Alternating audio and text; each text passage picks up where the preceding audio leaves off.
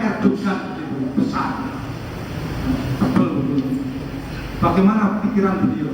Pikiran beliau bagus dalam urusan itu.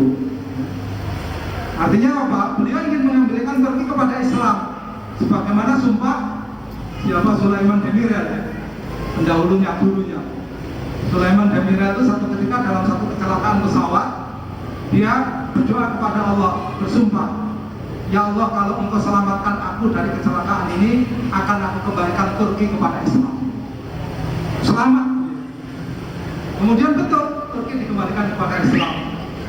Beliau gagal, dilanjutkan oleh Erbakan, ya, Najmuddin Erbakan. Ini juga gurunya Erdogan. Sekarang ini Erdogan memberi harapan. Mursi, wallahu a'lam. Moga-moga memberi harapan. Saya masih mengatakan memberi harapan. Terlalu dini kita untuk menilai hari ini, karena tekanannya sangat kuat dari pihak oposisi. Moga-moga saja Muhammad Mursi diberi kekuatan oleh Allah Subhanahu wa Ta'ala untuk istiqomah terhadap Islam. Tetapi negeri-negeri yang lain selain itu, kalau kita mengharapkan negeri penguasanya hari ini, ayo ikhwah, tadi disebutkan, nanti ada di dokumentasi itu, bahwa negeri-negeri di Timur Tengah, mukhabaratnya, intelijennya itu menyatu dengan intelijen Mossad. Kita bisa bayangkan. Maka sebelum ini, sebelum Mursi naik, sebelum Mubarak turun, ya kan, orang Indonesia yang mau ke Gaza, ya, orang Indonesia yang mau ke Gaza, baru ngurus visa di Jakarta ini mau ke Gaza, visanya visa Mesir lagi, ya kan, baru ngurus visa, itu Mossad sudah tahu, itu Mossad sudah tahu, oh ini orang sudah tahu, karena apa? Satu jaringan. Tetapi kita berharap kesadaran umat Islam yang melihat persoalan Palestina dan persoalan yang terjadi di Syam pada umumnya sebagai qadiyatan islamiyatan khalisatan khalsatan itu berkembang pesat dari ini. Kita banyak menerima informasi bagaimana ulama-ulama imam-imam masjid di Saudi mentahrid begitu kuat, mendorong begitu kuat kaum muslimin untuk bagaimana memikirkan serius menyelesaikan masalah Syria, serius memikirkan masalah Gaza.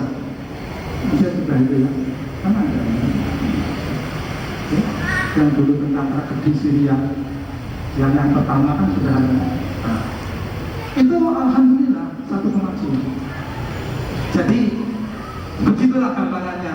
Sekali lagi ya ikhwah, prestasi besar yang dicapai oleh satu umat itu dimulai dari kesadaran dan kepercayaan diri, keyakinan bahwa dia bisa mewujudkan kesadaran. Nah terus kalau begitu bagaimana sekarang ini? Artinya bagaimana prosesnya, bagaimana harapan ke depannya? Ayo ikhwah, sekali lagi ini harapan. Cuman kita tidak punya pilihan lain. Ya, titik dari wujudnya kesadaran dan keyakinan akan timbulnya kembali kemuliaan Islam dan kaum muslimin sampai titik akhir wujudnya secara sempurna kemuliaan Islam dan kaum muslimin itu perjuangan yang memerlukan kesabaran yang panjang. Itu bisa perjuangan antar generasi. Tetapi sekali lagi kalau ditanya bagaimana prosesnya, kita tidak sedang mencari bagaimana proses menegakkan Islam, tetapi kita sedang menempuh bagaimana proses menegakkan Islam yang ditunjukkan oleh Allah dan Rasulnya. Jadi kita tidak menciptakan, tapi kita menapatilasi. Ini yang harus disadari. Bagaimana cara menegakkan Islam? Islam tidak akan tegak kecuali sebagaimana Islam ditegakkan pada awalnya. Dan Islam belum pernah berubah, konsep untuk menegakkannya belum pernah berubah. Bagaimana caranya? Konkretnya saya sarankan Anda bergabung dengan jamaah jihad untuk menegakkan Islam. Nanti baru tahu. Sebab teori bisa dijelaskan dalam beberapa pertemuan. Jawaban akademis bisa dijawab dalam beberapa lembar makalah. Tetapi jawaban konkret praktis la ya'rifuha illa man laqaha. tidak akan memahami, mengertinya kecuali orang yang langsung merasakan urusannya. Kalau Anda melihat, ya, Anda hanya bisa bertepuk tangan, tetapi Anda tidak pernah merasakan sakit lututnya Andi Firmansyah, ya kan? Hebat Andi itu, jatuh langsung berdiri. Hebat apa? Nanti setelah selesai pertandingan meringis-meringis, ya kan? Anda tidak akan bisa merasakan itu. Nah, yang seperti ini nanti kalau kalah dicaci maki, ya kan? Nah, kita tidak mengharapkan kita sebagai penonton, tapi kita sebagai bagian daripada pelaku. Oleh karena itu, saya sarankan kepada siapapun, kalau ingin betul-betul merasakan bagaimana proses menegakkan Islam, bergabunglah dengan jamaah jihad yang ingin menegakkan Islam. Jika Anda tidak, Anda akan hanya menjadi penonton selama-lamanya, dan penonton tidak akan pernah mendapatkan hadiah. Penonton tidak akan pernah mendapatkan. Maknanya apa? Penonton tidak akan pernah mendapatkan pahala. Ya, bisa jadi malah mendapatkan siksa karena dia mencaci maki para pemain. Jadi sekali lagi ya Pak, saya ingatkan, kita tidak sedang mencoba untuk menemukan cara baru menegakkan Islam, tidak. Tapi kita sedang mencoba untuk menapaki cara menegakkan Islam yang sudah ditunjukkan oleh Allah dan Rasulnya, dan itu baku. Oke, baku. Amrun sar'iyun marbutun, lam tataghayyar, merupakan perkara syar'i yang baku, yang tidak berubah, yang berbeda hanya pelaku dan zaman. Wallahu a'lam bishawab. Ini pertanyaan besar dan penting. Jadi jawabannya hari ini, nanti cucu kita nggak tahu, buyut kita bisa merasakan atau tidak, saya juga tidak tahu. Sebab apa, perjuangan dalam urusan menegakkan Islam adalah perjuangan kesabaran. Itu yang jadi masalah.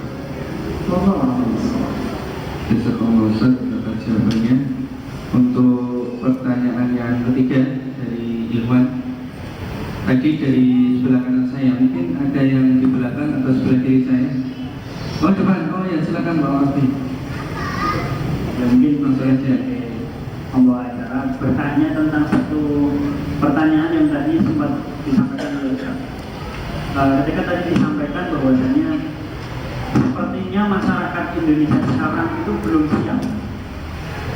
Nah, kira-kira langkah seperti apakah yang bisa ditempuh oleh umat Islam di Indonesia, ya terutama kita yang bergerak di bidang dakwah, dan kita bergerak di bidang pergerakan Islam, apa yang harus ditempuh agar kita bisa siap?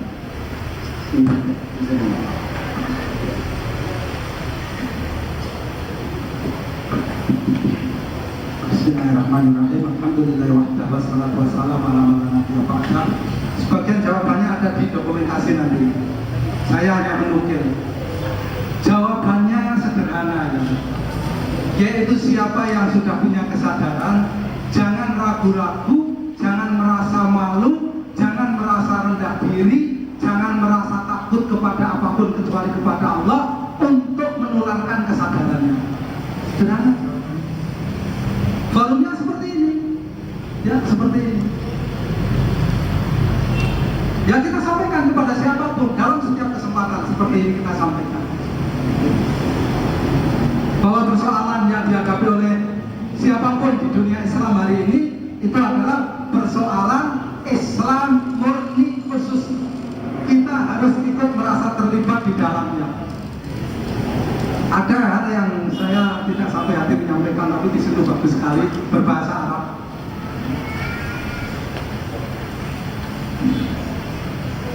Ya, nanti dia sendiri ya. Sebab kalau saya sampaikan saya bisa kena delik gitu. Jadi kalau saya memberikan ini kan komunitas.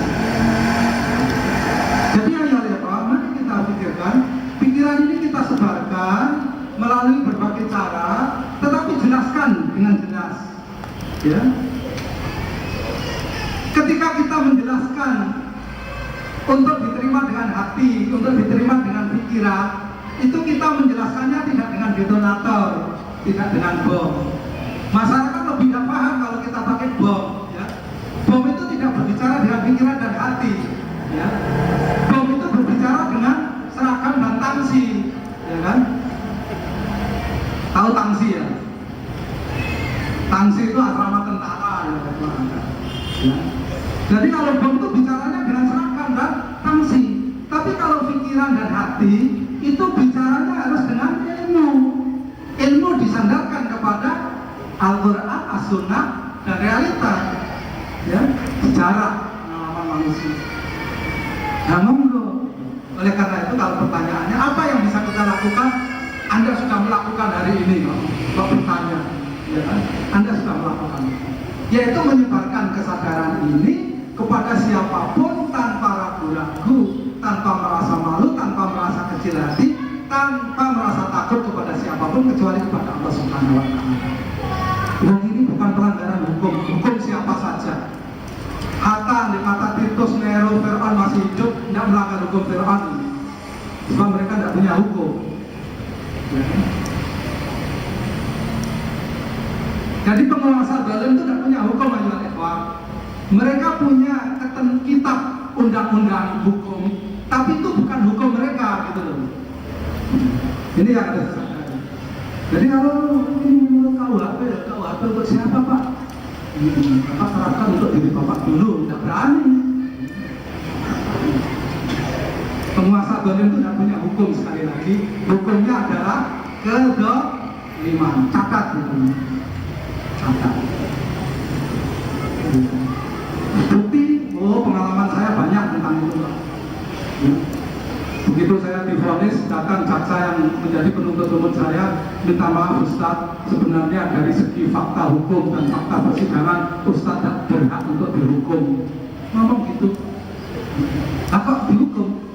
Ya kami hanya menjalankan tugas. Tugas siapa? Mosok gitu harus saya jawab. Jadi penguasa zalim itu tidak punya hukum. Hukumnya satu saja, kezaliman. Fakta. Mari Pak diskusi. Siapa yang merasa bagian dari penguasa zalim, kita diskusi. Saya mengalami, Pak. Bukan teori. Moga-moga masih hidup, saya tidak tahu jaksanya masih hidup apa enggak. Minta maaf. Bila fakta persidangan, fakta hukum tidak terbukti. Ya kan? Belum saya bicara yang lain-lain. Jadi sekali lagi hanya bahwa ini pertanyaannya bagus. Ya. Cuman soalannya, dia sudah melakukan kok tanya. Gitu. Jadi saya sekali lagi kesadaran, yakin bahwa kita bisa mewujudkan kesadaran itu, kemudian sosialisasi.